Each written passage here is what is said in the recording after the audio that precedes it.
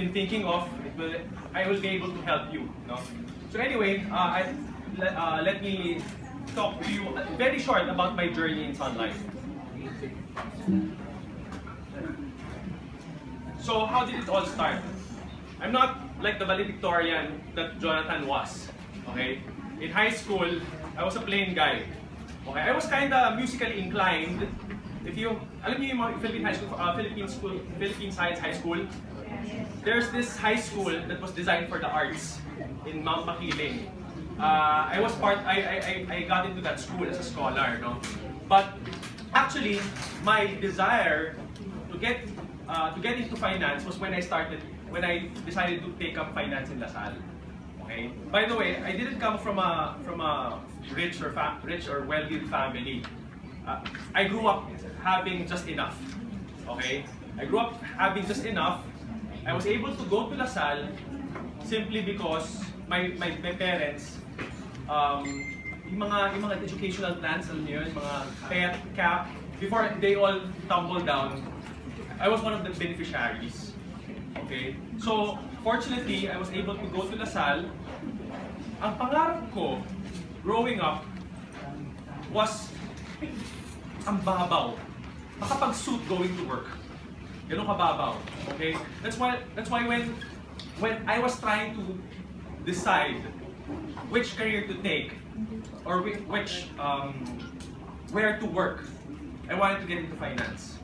Simply because nakita ko sa movies before that people working in Wall Street in Ayala is wearing suits. Okay? So dati ang pinangarap ko was to be a stockbroker. You know the Philippine stock market? I wanted to be trading stocks. I wanted to be giving people, invest ka dito, invest in Ayala, invest in PLDT. Okay? But ultimately, have you seen this movie? Wall Street 2? Okay. When I saw that movie, it was the epitome of what I wanted to do. I wanted the character of Shia LaBeouf. Okay? Gusto ko yung taong nagmamanage ng deals. Okay? So, ito yung pinangarap ko na maging after graduation. But unfortunately, I graduated in 2001.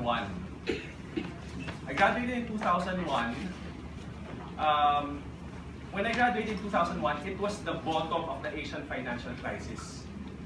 Kung familiar kayo sa stock market, right now, the stock market is around 7,800 points. When I graduated in 2001, the stock market was at 900 points. Meaning, bagsak na bagsak yung economy. So basically, when I graduated from LaSalle, walang investment banks na nagka-hire. Okay? I mean, it was really so tough to get into the industry. So, before I joined Sun Life in 2004, I joined these three companies. Okay? I joined a financing firm, which is a Metrobank subsidiary. Then I transferred to iBank. I thought it was the dream come true because I wanted to be a banker. Okay? Pero apparently, na-assign ako sa branch.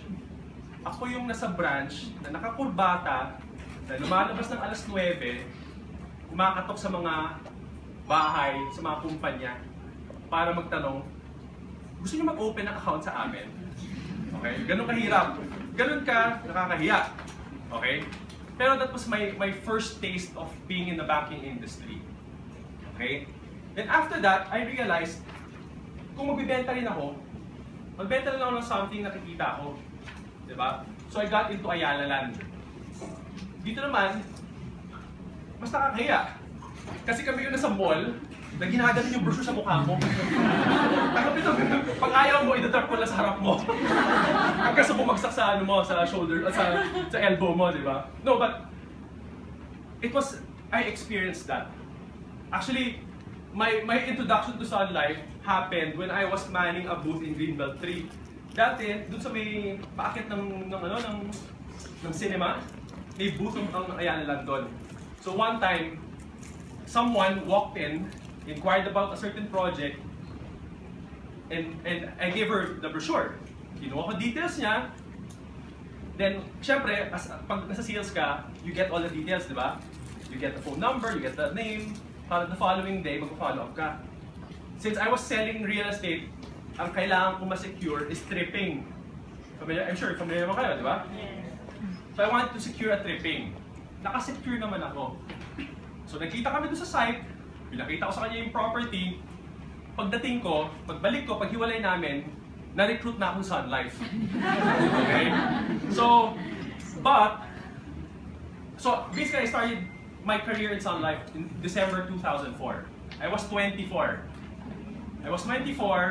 But the career didn't sink in with me right away. Guys, I mean, honestly, sino sa inyo ang nangarap na maging insurance advisor? Sino sa inyo ang pinangarap na gusto ko pag-graduate ko, tatrabaho ako, magbibenta ako ng insurance? I'm sure no one. Okay? I mean, if ever, you'd be the first to ever admit to me. Diba? But, yun. So, medyo may hang up pa rin ako with real estate. Because we all know, if you sell something in real estate, automatic big bucks. You make a 10 million sale, you get 3%, 2.5%, that's automatically 250,000, 300,000 in your pocket. Okay? So I thought it was the best way for a 24-year-old guy to instantly earn big bucks. So, my Sun Life's career didn't really start at with the right foot. So, one time, I was trying to decide whether to stay in real estate or to pursue Sun Life. Okay? You know, one of the greatest things that I've learned is sometimes, di ba naghihintay tayo ng one-time, big-time. Something that will really turn around our status, where we are. Maybe in real estate, if you get to sell one big deal. Maybe if you're in sales, you get to close one big account. If you're in ad agency, you're hoping to sell one big multinational as your account, di ba? And things would start to turn around. But apparently, sometimes, we miss the small opportunities that are right under our nose. Di ba? During the time, I was too fixated on this picture. I wanted to be able to sell something. But, I lost sight of that small opportunity that I was already part of, which was Sun Life. Okay? So from 2004, end of 2004, so basically 2005, it was the lowest point in my life. Bakit? Kasi this never happened. Hindi ako nakabenta, to be honest. Considering that I was from Lasal, sabi nga ni Mr. Yabut, IQ, EQ, may konting beauty, diba? But, you know, kidding aside, it didn't really happen. Okay? This was actually worsened when, nandito yung wife ko nga pala. This was actually worsened because I had a girlfriend for 6 years during that time. She left me. Simply because, sabi niya, feeling ko hindi mo kaya buhayin. Okay? So, consistent ang reaction ng lahat ng crowds na nasabihan ko. But, true. You know, for a guy, for you to hear that from someone, medyo, that's a kick in your balls, right? Pero, what can happen? I mean, that's reality. That's how life was thrown at me. Maybe it was partially because of me. Maybe it's circumstances around me. That's how it is, no? This was a similar car I used to drive back then. Okay? Naalala ko dati, 2006, I was trying to slowly make my mark in Sun Life. I was going to a client in Macapagal. Dati Malugbe, Macapagal. Coming from EDSA, I make a left in Macapagal. Right before I make a left, bigla naputol yung clutch cable ng kotse kong bagong-bago. Okay? So I had to push that car going to Petron. That may Petron pa sa across, sa mga umiikot na nun. I had to push that car to Petron. Okay? So that's how tough life was. Okay? So, this is how it is. Sometimes, we are pushed to a corner. Diba? Sometimes, we want to do we want things to happen for us. Okay? We have so much dreams. I'm sure you have the biggest dreams. You wanted to live in a nice house. You wanted to have a high-paying job. Okay? But sometimes, we only have dreams. Okay? Pero the desire for us to work on our dreams is too weak. Diba? You know what? Short story. When I was in high school, sabi ko doon sa guidance counselor namin, ma'am, hindi po ako magpapakasal hanggat wala po akong bahay, wala po akong kotse, wala po akong jet ski. Kasi nung panahon na yun, that's 1993, yung jet ski, na-associate ko kay Aga Mulak. Yung idol ko si Aga Mulak nung bata ako. Diba? But, so, sabi ko, cool to, di ba? So, I made that proclamation to my guidance counselor. Okay? So, apparently, after a few years, I didn't realize that I already had all those things. I didn't have a jet ski, but I have a bike. This is my actual house. Okay? I live in a 4-bedroom bungalow. I was able to acquire 2 cars for coding and, for, not really for coding, but, just to have yung palit-palit na hindi nalalasapag yung kotse. No, but the thing is, regardless of what you're dreaming of, the question is, what are you doing about it? Diba? At the end of the day, we are sometimes thrown a curveball in life. Diba? Minsan i-expect natin ang challenges we will face head-on. Pero minsan, alam niyo yung blind side, minsan bigla ka lang tatamaan ng hindi mo ina-expect. And the question is, how do you adapt to it? You may get hit. You may get hit really hard. But the thing is, what will you do after that? Okay? I thought, coming from Lasal, things will be easier for me. Like what Mr. Yabut said, akala natin, the valedictorians and salutatorians will be guaranteed a success in life. It doesn't really happen right away. Sometimes, may mga tao that came from a rich family, but apparently, they are the ones that ended up squandering all the family wealth. Diba? So, the thing, apparently, we get to realize that everything that we need is all within us. Ang tanong, paano mo siya i-utilize? Paano mo siya gagamitin to achieve whatever mundane or very honorable dream that you have? Okay? The question is, why do you do what you do? Diba? This is the picture of my family. It's the main reason why I do what I do. Okay? It's not because of what I showed you in the slide earlier. It's because, sabi ko nga, I didn't come from a wealthy family. I wouldn't even call ourselves average. Okay? My dad even had to borrow money from my uncle to enroll us to elementary. Okay? But right now, you can ask yourself, why are you in your work? Is it bringing you closer to the dreams?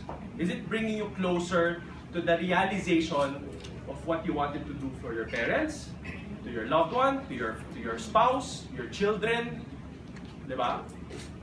Ako, I'm here because of them. But for me, to be able to do something for them, ano yung sabi ni Mr. Yabut? Social purpose. Okay? Hindi ko nagawa yung trabaho ko being an investment banker in talking to the big corporations, asking for big money to make their corporations earn more income. What I do now is to add value to all the people that I talk to. I talk to individuals, I talk to my prospects, I encourage them to, I talk to them so I can give value to them financially. Live brighter, it's not just about monetary or money or making more money. Sun Life's hashtag of brighter life is a holistic approach actually. Diba? Sometimes ang gusto natin, akala natin brighter life is right now is pera kagad eh. Diba? For people who are sick, they want the ability to go to the best hospitals. Some people, brighter life is good relationships. Brighter life is sending their kids to the best schools. Brighter life is realizing the dreams that they had for themselves, for their parents, for their siblings. Brighter life is probably, if you're the main breadwinner, you get to send all your siblings to school and make them finish college. Diba? So brighter life will actually, its meaning, kayo makakasagot. What's a brighter life for you? But for me, brighter life is giving them what I could by providing value to the people I serve. Okay? It was mentioned in the introduction that I'm a unit manager as well as a financial advisor. Being a financial advisor, I get to talk to people, encourage them, and make them their financial goals realizable, attainable. Okay, I show them packages. As a unit manager, it's my responsibility to the people I recruit or to the people I invite to make them achieve the dreams that they've set for themselves. For example, my top advisor was able to make 4.2 million simply because I took on the responsibility of teaching them everything that I know. Of course, complemented by Sun Life's training. Mr. Yabut actually said he was from GSK, diba? GlaxoSmithKline. 3 of my advisors came from GlaxoSmithKline. Two of them is earning at least 1 million pesos. One is earning 2 million pesos. I cannot take care of my family without taking care of the people that was assigned to me or the people that I invited if I don't create value for them. So hindi ako makaka-create ng value for them kung hindi ko sila matutulungan. That's the great social purpose of being in Sun Life. You know, right now, Sun Life is trying to target 5 million people that we can educate through financial advocacy. Okay, it simply means preparing for retirement, preparing for education of their kids. Okay, making them realize that these things are possible, whether travel, retirement, estate planning. Okay, so these are the things that we get to do in Sun Life. Search for an emotional reason to make your life and work more meaningful. Ako, my greatest happiness is being married to my wife. Okay, my wife is there. Kami ingay pa. Alam nila ikaw tuloy ka agad yun. No, but the thing is, I started at the bottom. I was at the pit because I was simply left because I had no self-esteem. I lost my self-esteem. I lost my self-respect. I thought I was ready for the world, but I was not. Bakit? Because probably I didn't prepare to be ready for world's challenges. You know, Ralph Waldo Emerson said, "You are destined to be the person you want to be if you decide to be the person you want to be." Okay? So, sometimes it all boils down to the decisions you make. Okay? My emotional reason is being able to do what I never thought I could. Okay? Actually, you know, the money is just a byproduct. It's really more about the smile that I get to put on my wife's face, the smile, and alam niyo yung pinakamasarap minsan? I mean, at this point, we don't have kids yet. One of the best feelings that I get is when my parents say thank you to me. Sabi ko nga, dati event na yung kumain kami sa Jollibee.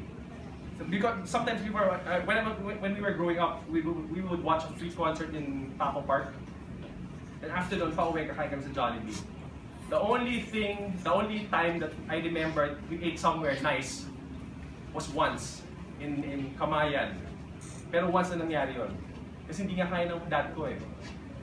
But now, I get to take them where me and my wife would experience good food. The best experience is when you see the gratitude from the people that you love.